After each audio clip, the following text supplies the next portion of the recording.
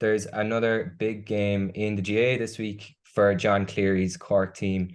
They face Mayo in the Gaelic Grounds on Sunday. It's going to be another tough test for them following their close defeat to Kerry last time out. And Kieran, how do you see this one panning out? Huge game. What a big game for the Cork footballers. So it's the final round of games in the round robin section of the All Ireland Championship. And of the 16 teams involved, only Clare are the team that cannot progress to the next round. So that shows there's a lot on the line. So specifically, we're very interested in what happens in Group 1. That's Cork's group. So we have that win against Louth in the first game, lost the second game to Kerry. So what it means is Mayo are on top with 4 points, but Cork and Kerry have 2 points each, and Louth have 0 points. And this Sunday at the same time, it's Cork against Mayo in the Gaelic Grounds, and it's Kerry against Louth in Portlaoise. So there's a lot of permutations here. Cork can finish anywhere from first, second, third, and fourth. So it's going to be one of those days where if you're at the Gaelic Grounds, you'll be seeing on Twitter to see what's happening over in Portlaoise, because let's say if Cork beat Mayo and if Louth beat Kerry, that means Cork will top the group. So there's, but if results go against Cork, there is a permutation where Cork could get knocked out on scoring difference. That's if Louth beat Kerry by a certain amount, and if Cork lose to Mayo, that would leave Louth, Kerry, and Cork all on 2 points, and then it will come down to scoring difference. So, like I said, there's a lot on the line. So all Cork can do is go out on Sunday and give a performance, and hopefully that performance will be good enough to get the result that the Rebels want. I was talking to John Cleary for this Thursday Southern Star, and he made a point of highlighting how he wants his team to be more clinical and ruthless, to be clinical and ruthless in the bigger moments against the bigger teams. That he feels is the next step for this Cork team to take. They missed chances against Kerry. I can think off the top of my head, there was 3 frees in a row in the second half, and Chris Jones had a bad wide in the first half, and there was a couple of shots drop short into Shane Ryan's hands as well. So Cork can see that they're creating the chances, but they're not taking enough of those chances against the big teams. So if Cork can do that on Sunday, they can rattle a really, really good Mayo team who are Division 1 league champions. So it's all to play for. So Cork can get through to the next round. They can top the group, preliminary quarterfinal, home quarterfinal, so much on the line. But first off, Dylan, we need a Cork performance on Sunday. Yeah, like you said there's a lot of permutations, and it's probably best if the Cork players don't even try and wrap their heads around them, because they are quite complicated, like you say. Just to remind people, I guess the top table toppers go straight into the quarterfinals.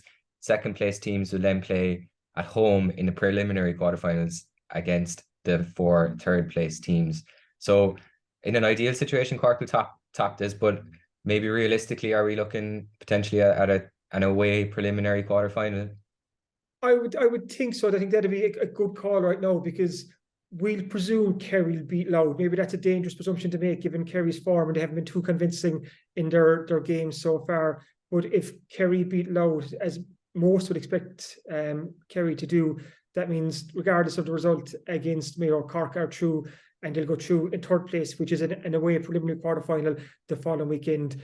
And whether Cork finish first, second, or third, well, ideally you want Cork to finish first, but it's going to be another game in the championship. And this Cork team, as John Cleary tells us, it's a work in progress. So every game they can get, it's another step, you would hope, in the right direction, another step against quality opposition, because the game against Kerry the last time out was Cork's first game against a Division 1 outfit this year, and they went toe-to-toe with Kerry for 70 minutes. So we want to see the same this Sunday in the Gaelic Grounds. And I just think back to 6 years ago, Dylan. I was in the Gaelic Grounds when Cork and Mayo met in a qualifier, and that was an absolutely brilliant game. Mayo ended up winning by a point after extra time, but it was just superb. Peter Healy was the Cork manager at the time, and I remember Sean Powter was superb that day. But that was 6 years ago, where Cork really pushed Mayo all the way to the end, and I'd be hoping for something similar on Sunday. And if Cork can do that, go to 70 minutes, but also take their chances, who's not to say that they won't win this game, and really, really throw the cat amongst the pigeons heading into the knockout stages. Yeah, really, absolutely would. And maybe it does feel a little bit like Cork are kind of on the precipice of claiming a scalp against a team like Mayo. So like this year, we've seen them run Dublin and Kerry close, and while you'd probably argue that Mayo are a step above both of those teams at the moment, it's surely just a matter of time before we're sitting here on the podcast talking about a big Cork win.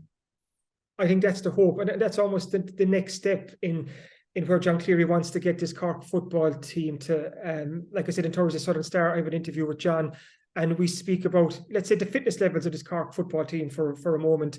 He highlighted that Cork went toe-to-toe with Kerry for the full 70 minutes 2 weeks ago. Rewind 12 months ago, where Cork had a bad fade-out against Kerry in the Munster semi-final. Cork were 1 point behind after 51 minutes and they ended up losing by 12. A few weeks later, Cork played Dublin in an All-Ireland quarter-final, and then Cork were 3 points behind at half-time, and they ended up losing again, I think it was by double digits in the second half. Fast forward 12 months, and John Cleary puts a lot of emphasis on a really good pre-season. He said the Cork players came back fit. He told me that after that Dublin game last year, that he laid down the law to the Cork players, and he said, when you come back for pre-season, I want you in good shape.